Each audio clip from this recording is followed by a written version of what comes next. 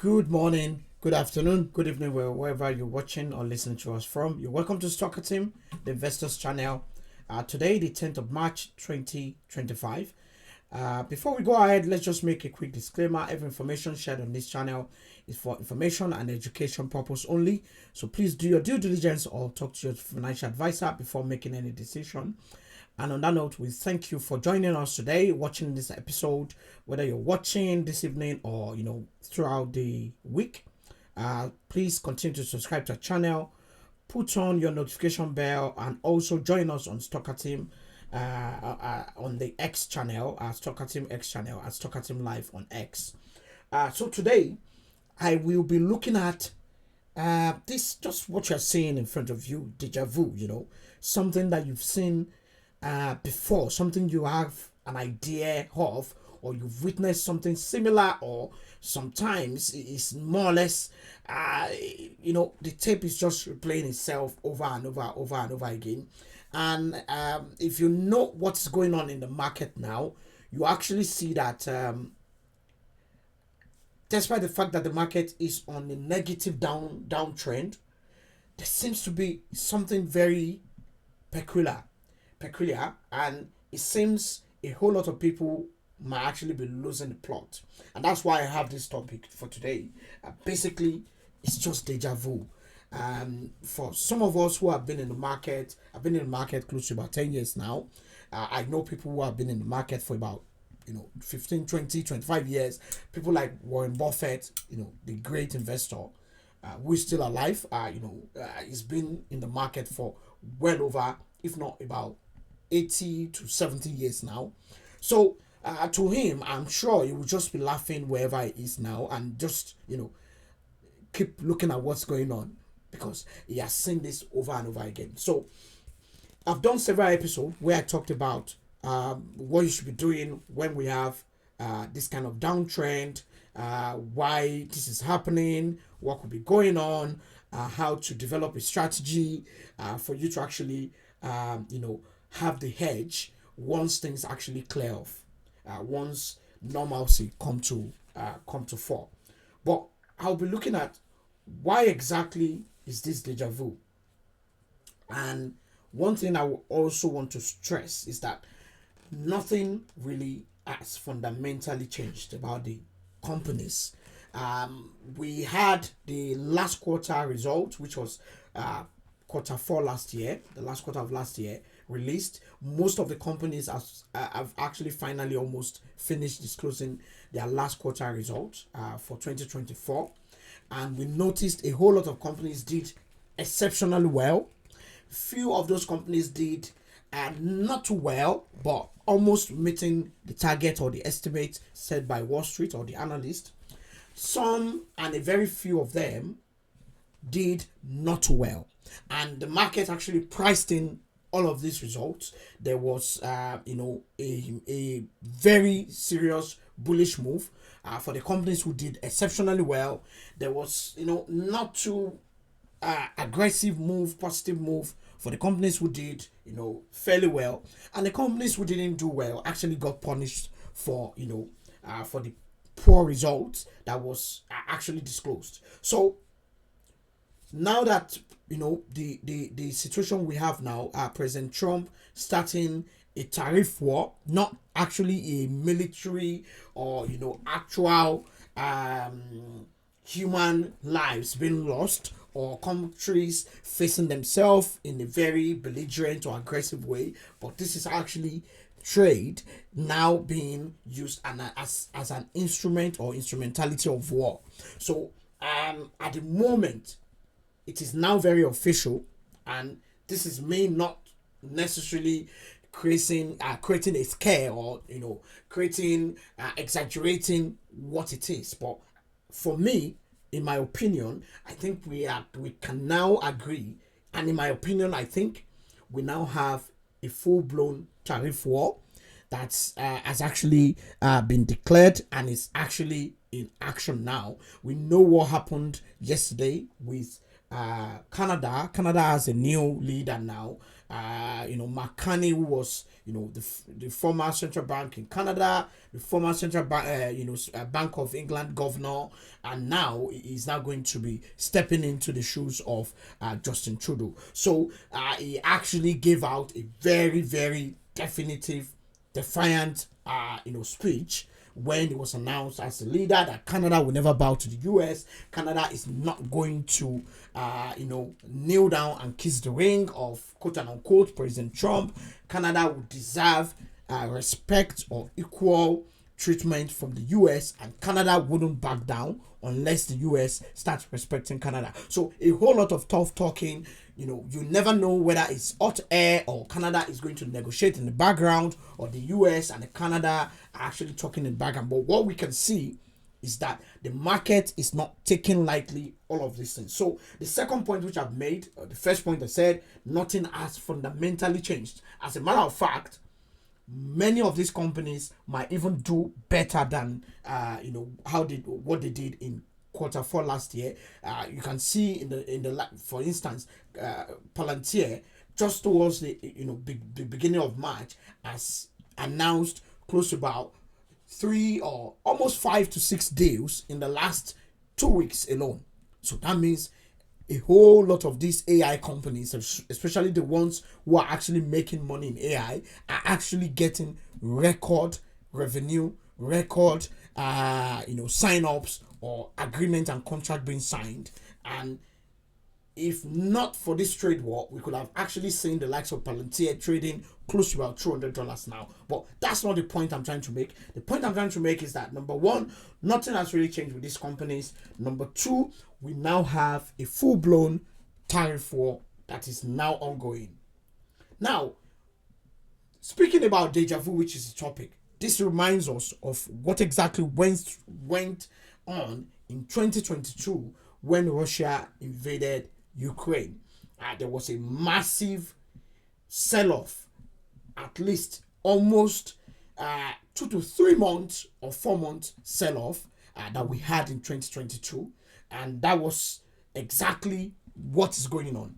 Most of the companies that got punished or that actually lost a huge chunk of their market cap were mostly technology companies, and many of these companies lost so much that even the likes of Robinhood were trading at ridiculous prices. As a matter of fact, Robinhood got to about $7 per share. Now that the market actually recovered in the last 2 years, or 1 year and a half, Robinhood, even with what we have now, is still trading far above the $7 that we talked about. Yes, the company did well. The revenue of the company increased over time, but it is just deja vu. Nothing has changed. We have a tariff war, which is more or less like an indirect replacement for what happened with the invasion of Ukraine. So what should you be doing? I've said this over and over again, and in a way not to become a broken record, I'm going to be ending this episode with some charts, just like we always do, just to actually practicalize or bring into context what we're talking about. So, I believe that the rebound is going to be very, very fast, and that's where I'm going to be closing. But what should you be doing? If you have cash positions, this is actually the best time to be an investor. Even if you don't want to go all in, you can buy in the next couple of days. However, no one actually know when this president Trump, president of Mexico, the new leader, or prime minister of Canada would just maybe have a roundtable and just announce that, okay, they've decided to put all this behind them and they're going to work out something in the next couple of days. This could happen anytime. As a matter of fact, as we speak, President Trump is almost concluding a meeting with the tech companies, tech CEOs. No one actually knows what they're going to announce, whether it's going to be positive for the market or it's going to be more negative for the market.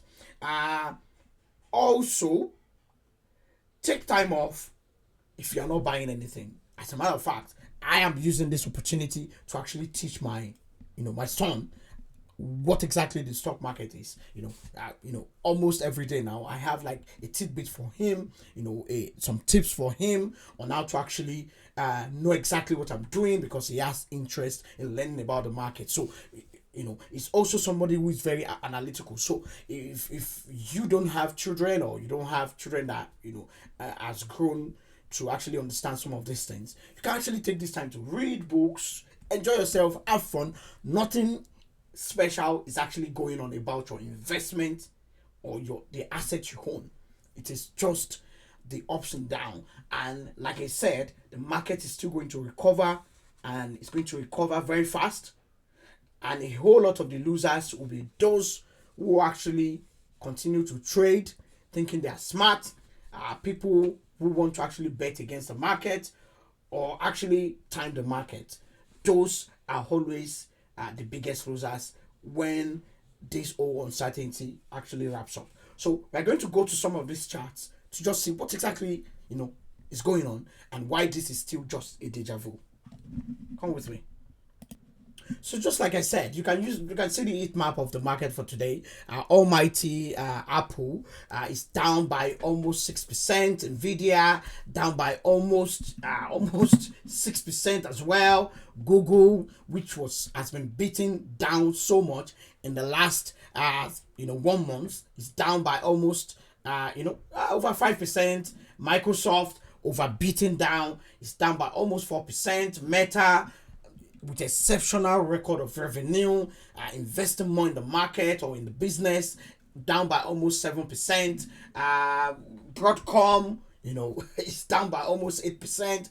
Everything is actually like almost beaten down to the bare bottom. Walmart, the company with the largest revenue in the world, is down by almost 6% or 5%.